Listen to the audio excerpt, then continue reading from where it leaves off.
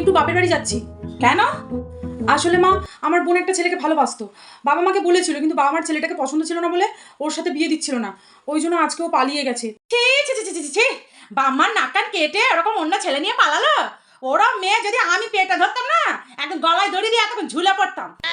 বোন ফোন করছে, দাঁড়ান মা। হ্যালো, হ্যাঁ বোন বলো। মাকে দেবো? মা, বোন ফোন করেছে। তোমার পোড়ামুখী বোনের সাথে আমি কেন কথা বলতে যাবো? না না মা, আমার বোন না, আপনার মেয়ে ফোন করেছে। ও আচ্ছা আচ্ছা, জোরে দাও ফোনটা, জোরে দাও।